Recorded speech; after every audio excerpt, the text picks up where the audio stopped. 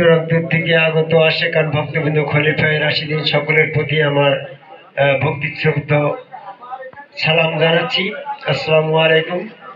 আজকের এই হযরত খাজা মুজার আলী আল চিশতি সাহেবের এই মাজার প্রাঙ্গণে এসে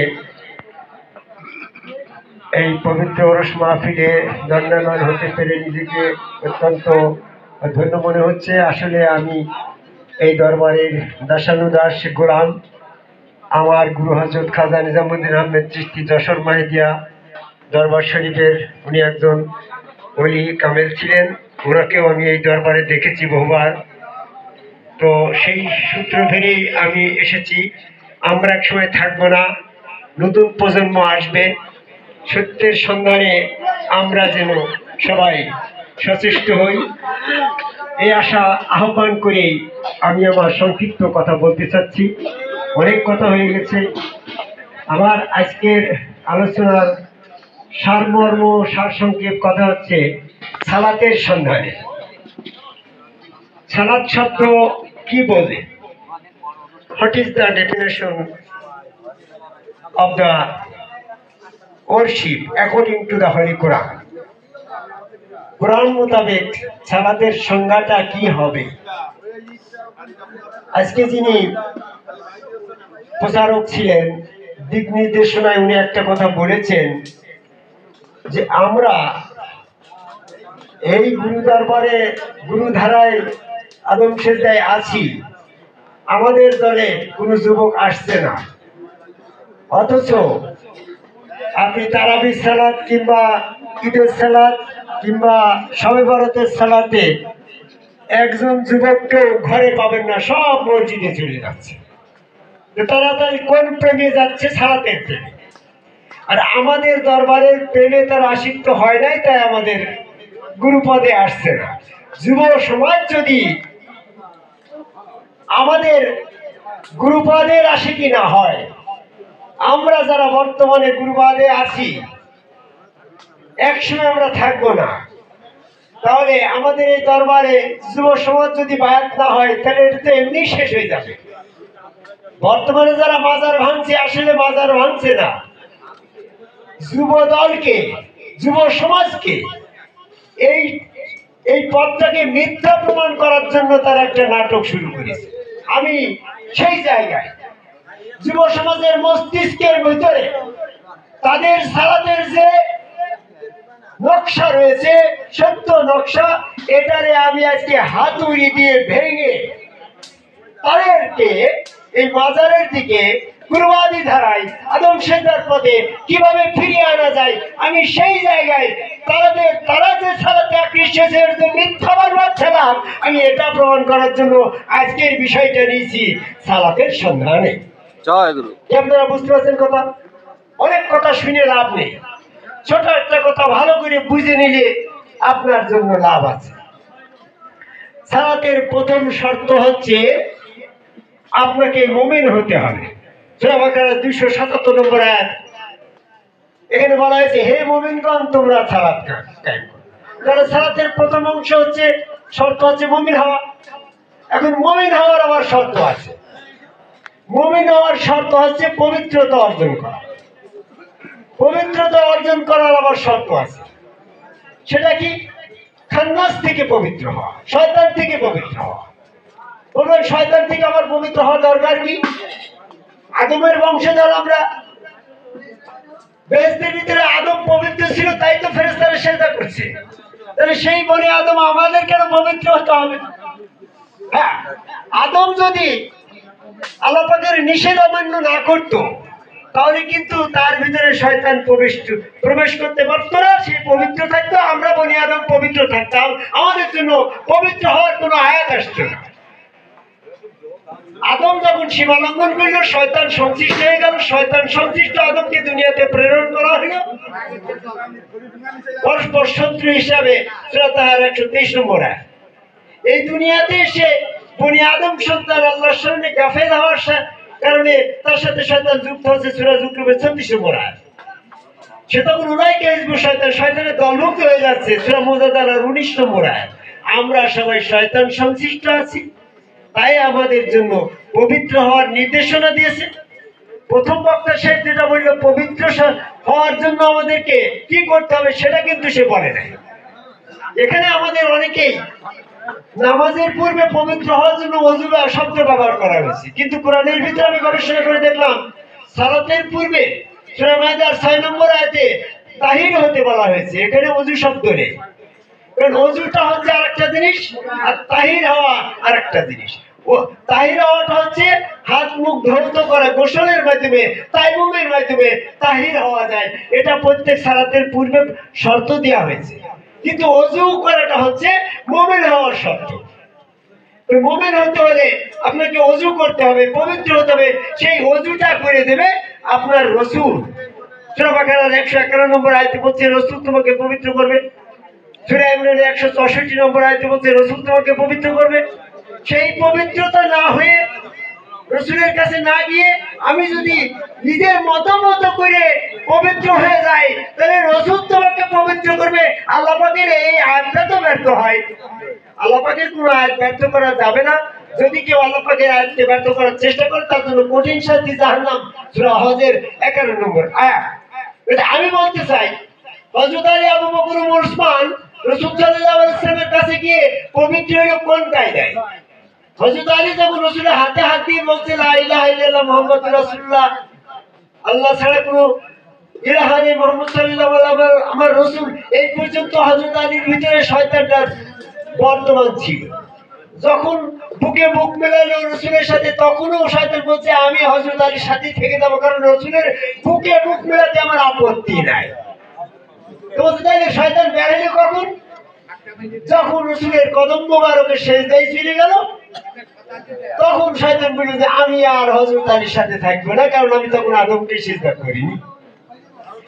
তো রাসূল তোমাকে পবিত্র করবে সিজদার মাধ্যমে। আমার সিজদার বয়ান অনেক আছে, আমি ওদিকে যাচ্ছি না। আমার সন্ধান ছিল সালাতের সন্ধানে। তাহলে আমার সালাতের সন্ধানে যেতে হলে আগে মুমিন হতে হচ্ছে, মুমিন হতে হলে আমাকে পবিত্র হতে হচ্ছে, পবিত্র হওয়ার জন্য আমার রাসূলের কাছে যেতে হচ্ছে। রাসূলের কাছে যাই সিজদা দিয়ে যখন আমি শয়তান থেকে পবিত্র হলাম তখন আমি মুমিন হলাম, আল্লাহ পাকের অনুমতি পেলাম। সূরা ইউনূসের 100 নম্বর আয়াতে বলছে আল্লাহ পাকের অনুমতি ব্যতীত মুমিন হওয়ার ক্ষমতা কারো সাধ্য নাই। তাহলে আমি যদি রাসূলের আল্লাহ পাকের অনুমতি পেতে হয় তাহলে শয়তানের দল থেকে বিমুক্ত হতে হবে। শয়তানের দল থেকে বিমুক্ত হতে হলে আমার রাসূলের সন্ধানে যেতে হবে। রাসূলের সন্ধানে যেতে হলে আমার এরকম ভাবে আদম কবে সিজদা করতে হবে।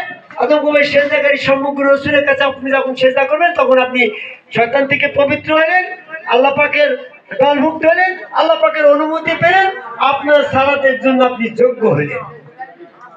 এইবারে আসেন যে সালাতের সংজ্ঞাটা কি, যেটা আমি বলছিলাম। সালাতের সংজ্ঞাটা হচ্ছে ইন্না সালাতা তানহা আনিল ফাহশাই ওয়াল মুনকার। যে কাজটা করলে মুনকার নামে শয়তান তানহা হয়ে যায়, বিচ্ছিন্ন হয়ে যায়, পৃথক হয়ে যায়, দ্রুহিত হয়ে যায়, শয়তান মনের ভিতরে আর নেই, এই পরিচয় আপনার কাছে প্রকাশিত না হওয়া পর্যন্ত আপনার সালাত কায়েম হয় নাই। সালাতের সন্ধান আপনি জানেন না। যেমন আপনি যখন সালাতে যাচ্ছেন আপনার মন চলে গেছে মাঠে ঘাটে বিভিন্ন জায়গায়, সমস্ত কুচিন্তা কুভাবনা করে বেড়াচ্ছেন, আপনি আবার রাকাত গুনে সালাত। এখানে কিন্তু আপনার শয়তান আপনার মন মস্তিষ্কের ভিতরে রয়ে গেছে। আপনি বাড়ি এসে সুদের হিসাব করছেন, হজে গিয়েছেন, তারপরও আপনার জমি জায়গা কোথায় কার জমি কিভাবে ফাঁকি দিয়ে নেওয়া যায় এই সমস্ত কুকর্ম আপনার ভিতরে বর্তমান রয়েছে। তার মানে আপনার এখনো সালাতের সন্ধান আপনি পান নাই। যখনই আপনার ভিতর থেকে ওই শয়তান বেরিয়ে চলে যাবে, আপনি পবিত্র হবেন, তখন কিন্তু আপনি আপনার মনের ভিতর করে কুচিন্তা কুভাবনা এগুলা থাকবে না। সূরা তাহার 14 নম্বর আয়াতে বলছে আকিমুস সালাত লিযিকরিল্লাহ। সালাত কায়েম হবে আপনার আল্লাহর স্মরণে। আল্লাহর স্মরণ করবেন কিভাবে? অদেখা বস্তু স্মরণ করা যায় না। আপনি আল্লাহর স্মরণ করবেন, আল্লাহ তো দেখেন নাই। যখনই আপনি গুরুর কাবায় বায়াত গ্রহণ করবেন, হাত আল্লাহর, পা আল্লাহর, ওই চেয়ার আল্লাহর, ওর ভিতরে স্বয়ং আল্লাহ নড়াচড়া করছে দেখে যখন সিজদা দিলেন আপনি ওই সুরতে আল্লাহ দর্শন করলেন, ওই রূপ স্মরণে আপনার সালাত কায়েম হবে। আপনি যখন সালাতে রাকাতে সালাতে যাবেন তখন আপনার ওই আল্লাহর স্মরণ, ওই রূপে স্মরণ হবে, আপনার সালাত কায়েম হবে। আপনারা যে সালাতের অনুসন্ধানে যাচ্ছেন এই 5 ওয়াক্ত সালাত কায়েম করার কথাও কোরআনে নাই। আপনার আযান দিয়ে সালাত কায়েম করবেন জামাতের সাথে, এটাও কোরআনে নাই। আপনার ওয়াক্ত সালাত আদায় করবেন, নির্দিষ্ট সময়ে সালাত আদায় করবেন, এটাও কোরআনে নাই। বর্তমান সমাজে যারা 5 বার আযান দিয়ে জামাতের সাথে সালাত আদায় করাকে জান্নাতের টিকিট ধরিয়ে দিয়েছেন, এটা সম্পূর্ণ কোরআন বিরোধী। জয় গুরু। আমি আজকে প্রমাণ করে দেব কোন কোন আয়াতের মাধ্যমে আপনাদের নির্দিষ্ট সময়ে, আপনাদের নির্ধারিত সময়ে সালাত আদায় করা কোরআনের কোন আয়াতের বিরুদ্ধে যায়, এটা আমি কোরআন গবেষক হিসাবে অল ওভার দ্য ওয়ার্ল্ড পৃথিবীর সকল মানুষকে জানাতে চাই। জয় গুরু। শুনেন কথাটা। সূরা নিসার 103 নম্বর আয়াতে বলছে, সালাত তখন করবে যখন তুমি নিশ্চিন্ত হবে, তোমার মন মস্তিষ্ক চিন্তা শূন্য হবে, তখন তোমার জন্য সালাতের উপযুক্ত সময়। ইন্না সালাতা কানাত আলাল মুমিনিনা কিতাবাম মাওকুতা, নিশ্চয় মুমিনদের জন্য এই সালাত নির্ধারিত কাজ হিসেবে লিখিত হয়েছে। জয় গুরু। এখানে নির্ধারিত সময় উল্লেখ করে নাই। যদি এখানে নির্ধারিত সময় উল্লেখ করা হয় সেজন্যে কিতাবাম মাওকুতা শব্দ দিয়ে যদি আপনি নির্ধারিত সময় করেন, তাহলে এই আয়াতের প্রথম অংশে যে বলল যে নিশ্চিন্ত হওয়ার পরে তুমি সালাতে যাবে, তাহলে তো নির্ধারিত সময় দিয়েই দিল যে আপনি যখন নিশ্চিন্ত হবেন, মন মস্তিষ্কের ভিতরে কোনো চিন্তা নেই, চিন্তা শূন্য মস্তিষ্কের যে প্রিয় যে টাইম, ওইটা সালাতের সময়। আবার ওই আয়াতে যদি মাওকুতা শব্দ দিয়ে নির্দিষ্ট সময় নিয়ে আসেন, তাহলে এক আয়াতের ভিতরে পরস্পর কথা হয়ে যায় না? Doctor, engineer, honours masters officer যারা আছেন ভাষাজ্ঞানী, তাদের অনুরোধ করব আপনারা এই আয়াতের দুইটা শব্দকে সমাজে বিশ্লেষণ করে দেবেন। যদি মাওকুতা শব্দ দিয়ে নির্ধারিত সময় বলেন, তাহলে সূরা নিসার 103 নম্বর আয়াতের প্রথম অংশে বলল নিশ্চিন্ত যখন হবে তখন সালাত কায়েম করবে। কথাটা ভুল হয়ে যায় না? মিথ্যা হয়ে যায়। আপনাকে বলা হলো আপনি ঠিক 5টার সময় আমার বাড়িতে আসবেন, আবার আপনাকে বলা হলো আপনি যখন আসবেন তখন যেন নিশ্চিন্ত হন। তাহলে 5টার সময় তো আপনার নানান রকমের কাজ, আপনি তখন তো নিশ্চিন্ত হতে পারছেন না। তাহলে গুরুর বাক্য দুইটা পরস্পর বিরোধ হয়ে গেল না? এমনটা আল্লাহ করে নাই। কাজেই 5 ওয়াক্ত সালাত আদায় করতে গেলে আপনার প্রত্যেকটা মানুষ এট এ টাইমে নিশ্চিন্ত নাও হতে পারে। আপনি যখন সালাতের জন্য কাতার দাঁড়িয়ে জামাত আদায় করবেন, জামাতের সাথে আদায় করবেন 5,000 মানুষ একসাথে, এই 5,000 মানুষের ভিতরে ওই টাইমে এট এ টাইমে নিশ্চিন্ত মন হওয়া সম্ভব না। It is quite impossible. কাজেই এই আয়াতে জামাতের সাথে সালাত আদায় করা পরিপন্থী কথা লেখা রয়েছে। 5 ওয়াক্ত সময় এখানে আপনি 5 বার নির্ধারিত করে নেবেন, আপনি মন মস্তিষ্কে 5 বার নিশ্চিন্ত হতে পারবেন না। আপনার 24 ঘন্টার ভিতরে কোনো একটা সময় আপনি মনকে নিশ্চিন্ত করতে পারলেও পারতে পারেন, কিন্তু 5 বার আপনার পক্ষে সম্ভব নয়। আল্লাহ পাক জানে এই দুনিয়াতে কর্মব্যস্ততার মধ্যে দিয়ে মানুষ নিশ্চিন্ত হতে পারবে না, এই জন্য 5 বার নির্ধারণ করে দেন নাই। আমি কোরআন গবেষক হিসাবে দেখেছি কোরআনে 5 ওয়াক্ত সালাত কায়েমের নির্ধারিত সময়ের কথা বলাই নাই। আপনারা যে সমস্ত যুব সমাজ আছেন, তারা যে সমস্ত সালাত নিয়ে দৌড়াদৌড়ি করছেন, এগুলা কোরআনের মোতাবেক ফয়সালা আসে না। এগুলা হচ্ছে শিরক কাজ থেকে বিরত থেকে সালাতের সন্ধান করেন। যখন আপনার মন নিশ্চিন্ত হয় নাই, আপনার বয়স 40 বছর, আপনার বয়স 30 বছর, আপনার বয়স 60 বছর, 70 বছর, একটা সময়ের জন্য আপনি নিশ্চিন্ত হতে পারেন নাই, চিন্তা শূন্য মস্তিষ্ক হতে পারেন নাই, আল্লাহ পাকের স্মরণে একনিষ্ঠ হতে পারেন নাই, আপনার সালাতের সময় এখনো হয় নাই। আপনি আগে নিশ্চিন্ত হন। এই জন্য বলি সালাতের সন্ধান করেন। যেদিন আপনার মন মস্তিষ্ক জাগতিক বিষয় শূন্য মোহমুক্ত হয়ে আল্লাহর স্মরণে নিমগ্ন হবেন, সেই দিন থেকে আপনার সালাতের জন্য সময় হয়েছে। আপনি যান এবার সালাতে। এই সময়টার জন্য আপনাকে আসতে হবে। Nobody cannot want it but not avoid it. কেউ যা চায় না কিন্তু সেটা এড়িয়ে থাকতে পারে না। আমি চাই না আমি পাপ করবো, কিন্তু পাপের উৎসদাতা ওই শয়তান আমার ভিতরে থাকলে আমি সেটা থেকে বিরত থাকছি না। তাই পবিত্রতা অর্জনের জন্য আপনাকে প্রথমেই আদমকাবাই সেজদার মাধ্যমে শয়তান থেকে বিরত হয়ে আদমকাবাই সেজদাকারী একজন সম্মুখীন রসুলের কাছে বায়াত গ্রহণ করে সেখানে সেজদা ভক্তি দিয়ে যেভাবে আপনার পূর্ববর্তী মুজাহির মুন্সি পবিত্র হয়েছেন, আমার গুরু হযরত খাজা নিজামুদ্দিন আহমেদ এই আদম সেজদার মাধ্যমে পবিত্র হয়েছেন, আপনি যুব সমাজ যতদিন পর্যন্ত এই পথে না আসবেন ততদিন পর্যন্ত আপনি শয়তান থেকে মুক্ত হতে পারেন নাই, আপনি পবিত্র হন নাই, আপনার মন মস্তিষ্ক চিন্তা শূন্য হয় নাই, দুনিয়ার মোহাম্মদতায় আপনি ব্যস্ত আছেন। আপনার এই 5 ওয়াক্ত সালাত আর এই মোল্লা মুশরিকের দেখানো পথ আপনি বাতিল পথে মৃত্যুবরণ করবেন। এজন্য আমি কোরআনের 2টা আয়াতের রেফারেন্স দিয়ে বলতে চাই, আপনার সামনে, আপনি যুব সমাজ, আপনার সামনে 2টা পথ। একটা পথের লোক আদমকাবাই আল্লাহকে সেজদা করছে, আর একটা পথের লোক এটার বিরোধিতা করছে। এমনটা পিরিয়ড যখন হয়েছিল, what is the right way, what is the wrong way, কোনটা সঠিক পথ কোনটা ভুল পথ, এটা প্রমাণ করার জন্য আদম আলাইহিস সালামের পিরিয়ডে যখন শয়তান এসে দ্বিধাদ্বন্দ্ব সৃষ্টি করলো, তখন জিবরাইল ফেরেশতা এসে আদম আলাইহিস সালামকে এই আদমকাবাই আল্লাহকে সেজদার মাধ্যমে প্রমাণ করলো এই আদম আলাইহিস সালামই সঠিক নবী, সঠিক পথ। আর তারা শয়তান, তারা বললেন নাউজুবিল্লাহ, সে আমরা আদমকে সেজদা করবো না, আমরা অন্য পথ। এই হচ্ছে শয়তানি বীজের পথ। ইউসুফ আলাইহিস সালামের সময় যখন তর্ক হইল, ইউসুফ আলাইহিস সালামকে জিবরাইল ফেরেশতা এসে যখন সেজদা দিল, সাথে সাথে ইউসুফের 11 ভাই পিতামাতা সেজদা দিয়ে প্রমাণ করল এই ইউসুফ আলাইহিস সালাম আল্লাহ পাকের নবী। এটা প্রমাণ করার জন্য আদম সেজদা। আর যারা ইবলিসের অনুসারী কাফের, তারা তখন সেজদা থেকে বিরত হয়ে গেল, তারা কিন্তু কাফেরের দল হয়ে গেল। ঠিক নবী মুহাম্মদ সাল্লাল্লাহু আলাইহি ওয়াসাল্লাম সে আবু জাহেল যখন প্রমাণ করতে গেল যে তোমাদের নবী মুহাম্মদ সাল্লাল্লাহু আলাইহি ওয়াসাল্লাম যে আল্লাহ প্রদত্ত নবী, তার প্রমাণ নিয়ে আসো। আমরা তো যুগে যুগে আল্লাহকে নিরাকার ভাবে সেজদা করছি, তোমরা আবার কোন ধর্ম নিয়ে এসে যেটা আমাদের বাপ দাদার ধর্মের সাথে মেলে না।